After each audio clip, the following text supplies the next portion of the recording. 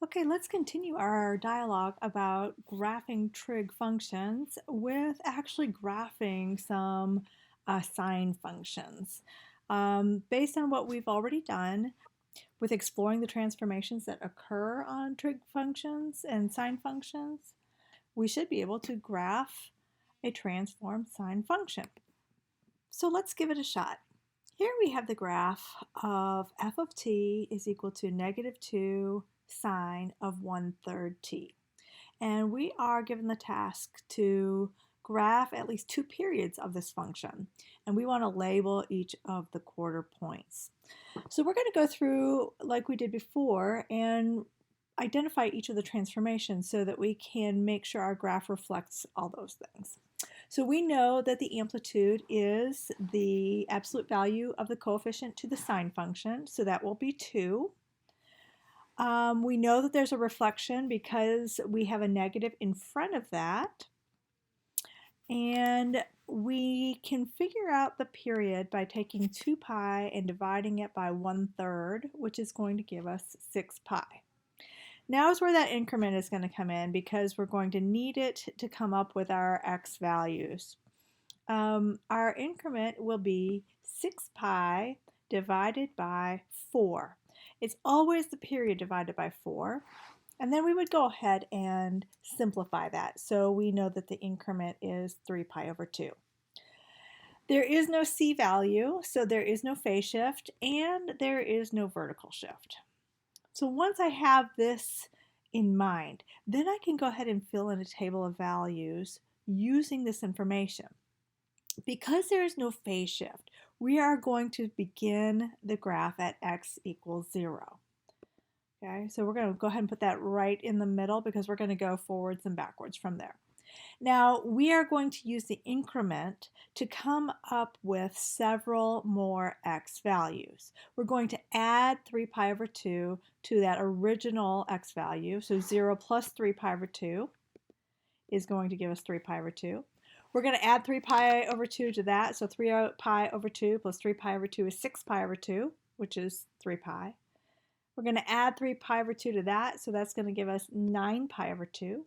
And then we'll do it one more time. 9 pi over 2 plus 3 pi over 2 is 12 pi over 2, which is 6 pi. Okay, now for y values, we are going to start with our vertical shift, which is 0. And we are going to recall that the sine graph has this pattern. And the pattern is it starts at the midline, then it goes to the maximum, then it goes back to the midline, down to the minimum, and then back to the midline. So we've got that hill and then a valley. But this particular graph has a reflection. So we need to adjust that so that it goes down first. Okay, so instead of going mid, max, mid, min, we're going to adjust it so it goes mid, min, mid, max.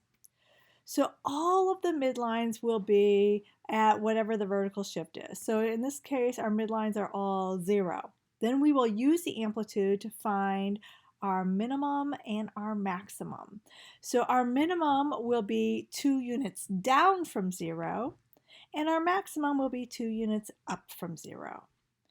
Now I'm going to go ahead and continue this pattern in my table, but I'm going to go backwards with my x's. So I'm going to subtract 3 pi over 2 and get a few more x coordinates.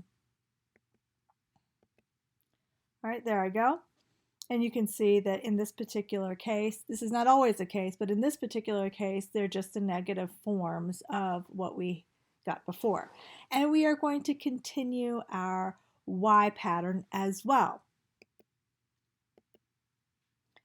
So every other y value will be 0.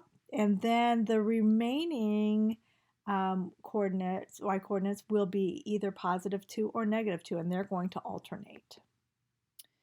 Okay, so I have a nice table of values here, and I can go ahead and plot these points on a coordinate plane. Now if we plot all those points, you can kind of see where they are on the graph.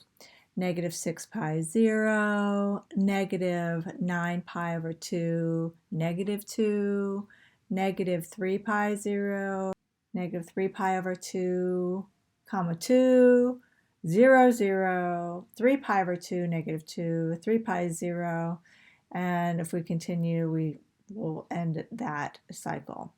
So you can see where the wave-like graph is going to emerge with those points, and then if we connect the dots in a nice smooth fashion, we end up with something that looks like this. And of course it could go on forever in either direction. This is a graph with a domain of negative infinity to positive infinity.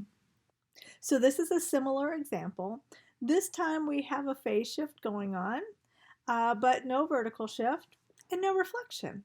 So let's go ahead and identify our transformations and then fill in our table, and we will plot our points. So our amplitude, that will be the absolute value of the coefficient of 4. So that will be 4. There is no reflection.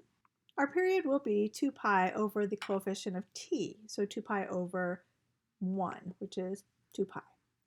Taking that period and dividing it by 4 will give us the increment, which is pi over 2. And our phase shift. Our phase shift will be negative pi over 4 divided by 1.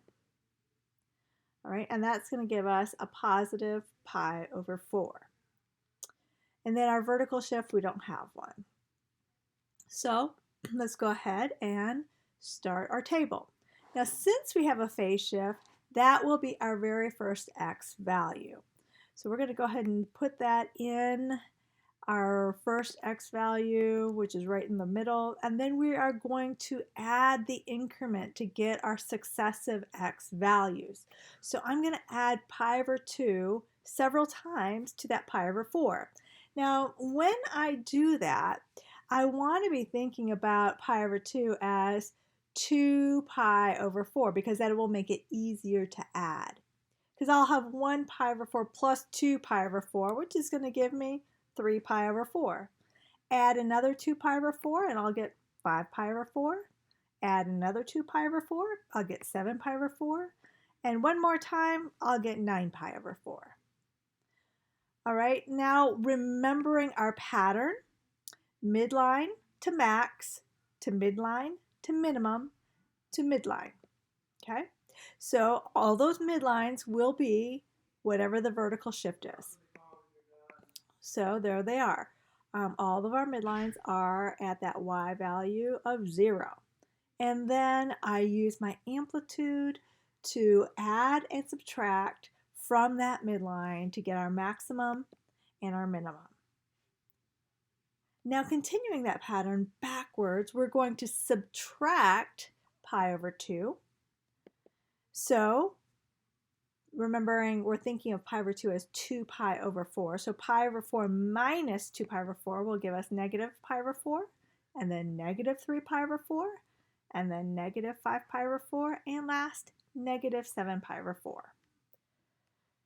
Continuing our y pattern, every other y value will be 0. And our remaining y values will alternate with negative and positive 4. So I'm at a place now where I can go ahead and plot my points on my plane. Okay, so I've got my points all plotted here. And I used increments of pi over 2, but you could have just as easily done pi over 4. That may have been even a little easier because most of my x values are at pi over 4 values. That would have cluttered up my graph just a little bit if I had done that. And then we've got our maxes up here at 4 and our mins down here at negative 4. All of my coordinates are plotted, and then when I sketch my curve, it should be nice and smooth, a nice wave-like function right there. Okay, so if you have the idea of graphing the transformations of the sine graph, go ahead and move into the next video, which is going to give you a couple more examples.